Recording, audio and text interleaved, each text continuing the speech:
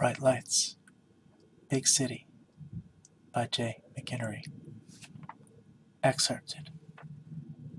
Chapter 2. The Department of Factual Verification. Monday arrives on schedule. You sleep through the first 10 hours. God only knows what happened to Sunday. At the subway station, you wait 15 minutes on the platform for a train. Finally, a local, enervated by graffiti, shuffles into the station. You get a seat and hoist a copy of the New York Post. Post is the most shameful of your several addictions. You hate to support this kind of trash with your 30 cents, but you are a secret fan of killer bees, hero cops, sex fiends, lottery winners, teenage terrorists, Liz Taylor, tough tots, sicko creeps, living nightmares, life on other planets, spontaneous human combustion, miracle diets, and coma babies. The coma baby is on page 2. Coma baby sis pleads, save my baby brother. There is a picture of a 4 or 5-year-old girl with a dazed expression.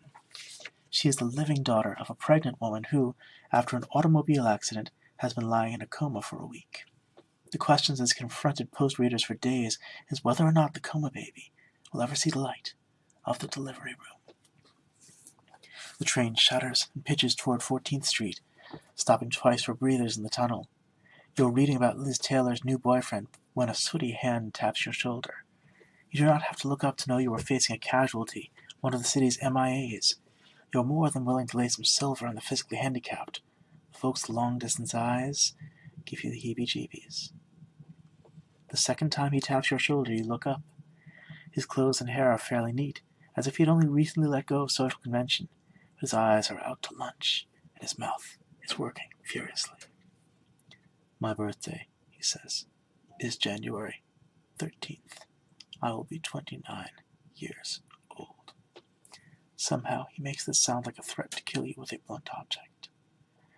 Great, you say, going back to the paper. When you next look up, the man is halfway down the car, staring intently at an ad for a business training institute. As you watch, he sits down in the lap of an old lady. She tries to get out from under him, but he has her pinned. Excuse me, sir, but you're sitting on me, she says. Sir, excuse me. Almost everyone in the car is watching and pretending they're not. The man folds his arms across his chest and leans farther back. Sir, please get off me. You can't believe it. Half a dozen healthy young men are within spitting distance. You would have jumped up yourself, but you assumed someone closer to the action would act. The woman is quietly sobbing. As each moment passes, it becomes harder and harder to do anything without calling attention to the fact that you hadn't done anything earlier. You keep hoping the man will stand up and leave her alone. You imagine the headline in the Post, Granny crushed by nut while wimps watch. Please, sir. You stand up. At the same time, the man stands up. He brushes his coat with his hands, then walks down to the far end of the car. You feel silly standing there. The old lady is dabbing at her eyes with a Kleenex. You would like to see if it's all right, but at this point, it wouldn't do much good. You sit down. It's 10:50 when you get to Times Square. You come up to 7th Avenue blinking. The sunlight is excessive. You grope for your shades. Down 42nd Street through the Meat District. Every day the same spiel from the same old man. Girls, girls, girls, check 'em out, check 'em out, check 'em out. Take a free look, gentlemen. Check it out, check it out. The words and rhythm never vary. Kinky Carla, Naughty Lola, Sexational Live Review, girls, girls, girls. Waiting for a light at 42nd. You scope among the announcements of ancient upcoming events, strangling the lamppost like kudzu. A fresh poster with the headline, Missing Person.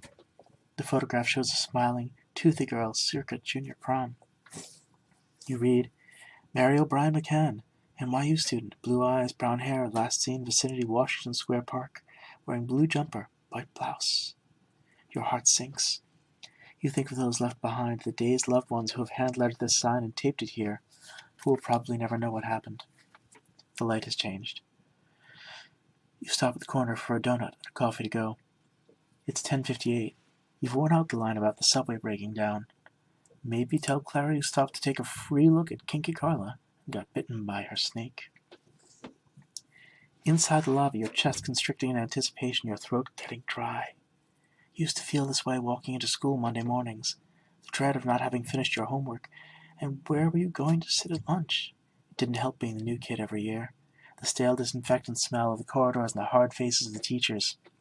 Your boss, Clara Tillinghast, somewhat resembles a fourth-grade tyrant, one of those ageless disciplinarians who believes that little boys are evil and little girls frivolous, that an idle mind is the devil's playground, and that learning is the pounding of facts, like sewing nails, into the knotty oak of recalcitrant heads.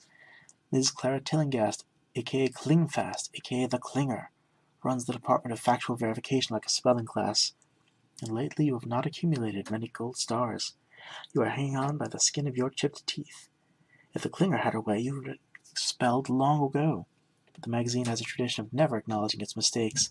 The folk history of the place has it that no one has ever been fired, not the narcoleptic theater critic who confused two different off-Broadway premieres and ran a review that combined elements of a Southern family saga and a farce about Vietnam, not the award-winning plagiarist who cribbed a 5,000-word piece directly from a 20-year-old issue of Punch and signed her name to it. It's a lot like the Ivy League, from which the staff itself is mostly drawn, or like a cold, impenetrable New England family, which keeps even the black sheep suffocating within the fold. You are, however, a minor cousin at best.